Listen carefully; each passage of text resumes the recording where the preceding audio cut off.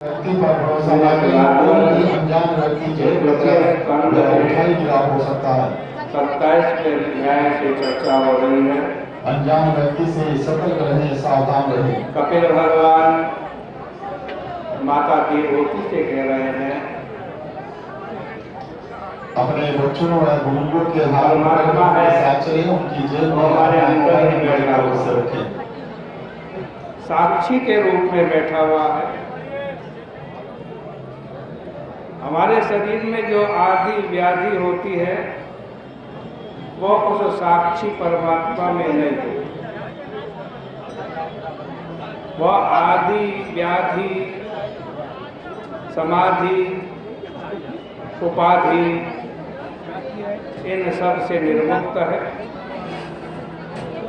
परंतु उसमें ध्यान के कारण स्वप्न में होने वाली मृत्यु के समान इन सब की प्रतीति होती है। हमने एक बार देखा और स्वप्न में अनेक बार देखा कि हमारी मृत्यु हो रही है। कभी कभी ध्यानस्थ होने पर और कभी कभी शमशान, कभी कभी स्वप्न में देख रहे हैं हमारी मृत्यु हो गई है, हमको शमशान में ले जा रहे हैं,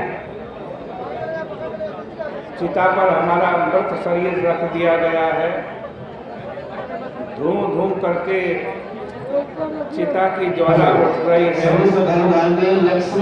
और यह सब मैं देख रहा हूँ। जहाँ कहीं पर भी हो, हल्की पौड़ी सूचना प्रसारण केंद्र पर से भी पहुंचे। आज कहते हैं अनिल कुमार आपकी प्रतिशत रहे हैं, दिखाई दे रहा है। जहाँ कहीं पर भी हो, हल्की पौड़ी सूचना उसी समय मन में विचार आता है अनिल कुमार आपकी प्रतिशत रहे हैं कि जब मैं मर गया हूँ और मेरा शरीर जल रहा है, तब ये देखने वाला मैं, ये कौन है? तो जैसे ध्यान या स्वप्न में बहुत से दृश्य दिखाई पड़ते हैं ना, ध्यान में दिखाई पड़ते हैं, स्वप्न में दिखाई पड़ते हैं, वैसे ही ये संसार दिखाई पड़ रहा है। और अनर्थ भी वैसे ही होते हैं। ये सब मन का खेल है, इसलिए इसको बुरे रास्ते में मत जाने दो, अपने मन को बुरे रास्ते पर मत जाने दो। हृदय में भगवान की भक्ति और बुद्धि में संसार के प्रति वैराग्य उत्पन्न करके मन को अपने वश में ले आओ। यम नियम का पालन करो, श्रद्धा के साथ भगवान की कथा सुनो और किसी के साथ भी बैर मत करो। सब में समता की दृष्टि रखो, कहीं पर भी आसक्ति मत करो। ब्रह्मचर्य पालन, मौन धारण और निष्काम भाव से कर्म संपादन मनुष्य का परम धर्म है। मनुष्य को कुछ पाने के लिए ही धर्म का आचरण नहीं करना चाहिए। एक बार की बात है, वृंदावन में एक प्रसिद्ध महात्मा हाथी बाबा से प्रसिद्ध थे। किसी ने हमसे पूछा, हमारे सामने उनसे पूछा हाथी बाबा से कि महाराज, राम राम कहने से क्या लाभ है? राम राम कहने से क्या मिलेगा? तो उन हाथी बाबा ने उनको झिड़कते हुए कहा, अरे तो राम राम नाम से क्या फायदा उठाना चाहता? क्या बिना फायदे के कोई काम नहीं होता है। हम लोग इतने पतित हो गए हैं, इतने निकृष्ट हो गए हैं कि यदि दुनियादारी का कोई लाभ ना हो तो हम कोई अच्छा काम करें ही ना। अरे बाबा, दैनिक संध्या बंदन लड्डू खाने के लिए नहीं किया जाता, उससे जो चित्त शुद्धि और आत्मबल की वृद्धि होती है वह क्या कम है। कर्तव्य पालन करने से ही हमारे धर्म को बल मिलता है।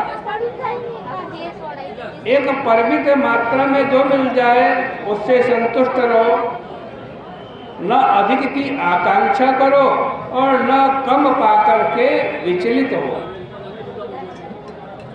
आहार विहार नियमित रखो। जो लोग बिल्कुल भोजन छोड़ देते हैं उनको लाभ के बजाय हानि होती है, उनकी गर्मी बढ़ जाती है, उनको झूठे सपने आने लगते हैं। ऐसों के सपने में देवता दानव बोल जाते हैं, वह भी झूठा ही होता है। इसलिए नियम से भोजन करना चाहिए, न ज़्यादा खाना चाहिए न कम खाना चाहिए। कम बोलना, एकांत में वास करना, शांति से रहना, लोगों की प्रति मैत्री की भावना रखना, दुखी के ऊपर दया करना, इंद्रियों का संयम रखना और अपना देह तथा देह से संबंधियों के प्रति मेरा भाव न करना ही परम धर्म है। यह काम ऐसा ही है जिसके लिए दुराग्रह नहीं करना चाहिए।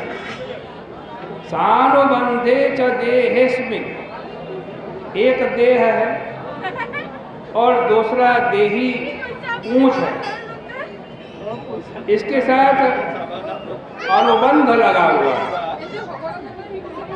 पीछे जो बंधी हुई चीज है उसको अनुबंध अथवा पूंछ बोलते हैं। उसके बारे में कोई आग्रह नहीं करना, प्रकृति पुरुष का विवेक करना, बुद्धि से जरा अलग होकर साक्षी होकर के बैठना और दूसरे के दर्शन को छोड़ देना, अपने आप को आभास से बिल्कुल मुक्त करके देखना, यही सच्चा जीवन दर्शन है। इसके लिए शास्त्रों में एक दृष्टांत भी दिया गया है। किसी आदमी ने देखा उसकी घर की भीत पर, दीवार पर रोशनी पड़ रही है। उसने सोचा कि भीत पर रोशनी कहाँ से आई। खोज की तो मालूम हुआ कि सामने थाली में पानी रखा हुआ है और उस पानी में यह रोशनी आ रही है, किंतु पानी में रोशनी कहाँ से आई। विचार किया तो देखा कि आकाश में जो सूर्य है उसका प्रतिबिंब